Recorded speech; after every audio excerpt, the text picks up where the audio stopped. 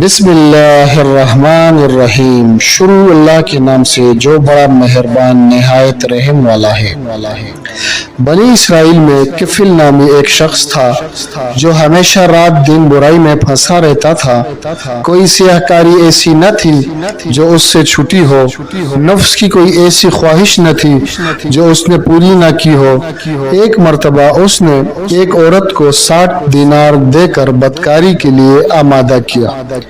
جب وہ تنہائی میں اپنے برے کام کے ارادے پر مستعد ہوتا ہے تو وہ نیک بخت بد لرزاں کی طرح تھرانے لگتی ہے۔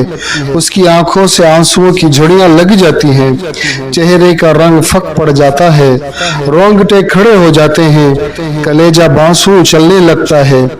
کفل حیران ہو کر پوچھتا ہے کہ اس ڈر، خوف، دہشت اور وحشت کی کیا وجہ ہے؟ پاک بطن، شریف النفس، بعصمت لڑکی اپنی لڑکھڑاتی زبان سے بھرائی ہوئی آواز میں جواب دیتی ہے، مجھے اللہ کے عذابوں کا خیال ہے۔ اس ذبح کام کو ہمارے پیدا کرنے والے اللہ نے حرام قرار دیا ہے۔ یہ فعل بد ہمارے مالک ذوالجلال کے سامنے ذلیل و رسوا کرے گا۔ حقیقی محسن قدیمی کی یہ نمک حرام ہے۔ واللہ میں نے کبھی بھی اللہ کی نافرمانی پر جرأت نہ کی۔ ہائے حاجت اور فکر و فاقہ، کم صبر اور بے استقلالی نے یہ روز بد دکھایا کہ جس کی لونڈی ہوں اس کے سامنے اس کے دیکھتے ہوئے اس کی نافرمانی کرنے پر آمادہ ہو کر اپنی عصمت بیچنے اور اچھوت دامن پر دھبا لگانے پر تیار ہو گئی۔ لیکن اے کفل، بخدا لا ازال، خوف اللہ مجھے گھلائے جا رہا ہے، اس کے عذابوں کا کھٹکا کانٹے کی طرح کھٹک رہا ہے۔ ہائے آج کا دو گھڑی کا لطف صدیوں خون تھکوائے گا اور عذاب الہی کا لقمہ بنوائے گا۔ اے کفل، اللہ کے لیے اس بدکاری سے باز آ اور اپنی اور میری جان پر رحم کر، آخر اللہ کو منہ دکھانا ہے۔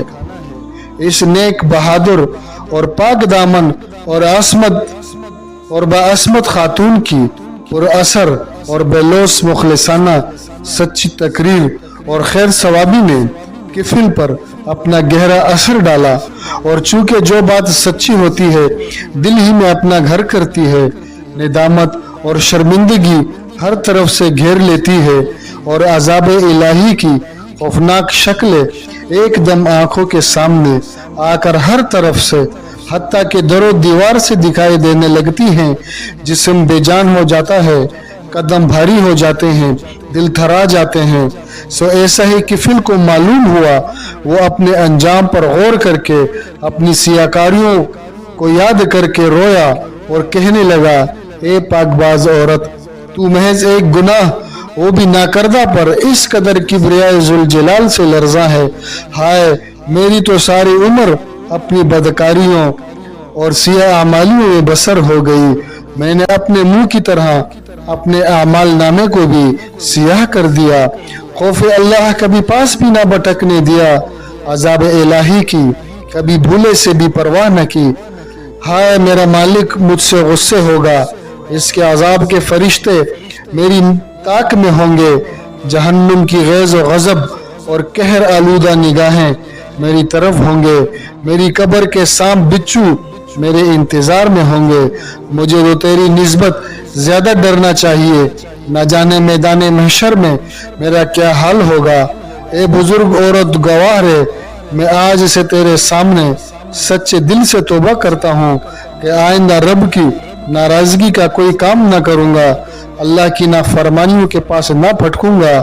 میں نے وہ رقم تمہیں اللہ کے واسطے دی اور میں اپنے ناپاک ارادے سے ہمیشہ کے لیے باز آیا۔ پھر گریہ زاری کی، جناب باری تعالی توبہ و استغفار کرتا ہے اور رو رو کر اعمال کی سیاہی دھوتا ہے، دامن امید پھیلا کر دست و دعا دراز کرتا ہے کہ یا الہ العالمین میری سرکشی سے درگزر فرما، مجھے اپنے دامن عفو میں چھپا لے، میرے گناہوں سے چشم پوشی کر، مجھے اپنے عذابوں سے آزاد کر۔ حضور صلی اللہ علیہ وآلہ وسلم فرماتے ہیں کہ اسی رات اس کا انتقال ہو گیا۔ صبح کو لوگ دیکھتے ہیں اس کے دروازے پر कुदरतन लिखा, इन्ना अल्लाह कद गफरल किफ्ल, यानी अल्लाह ताला ने किफल के गुनाह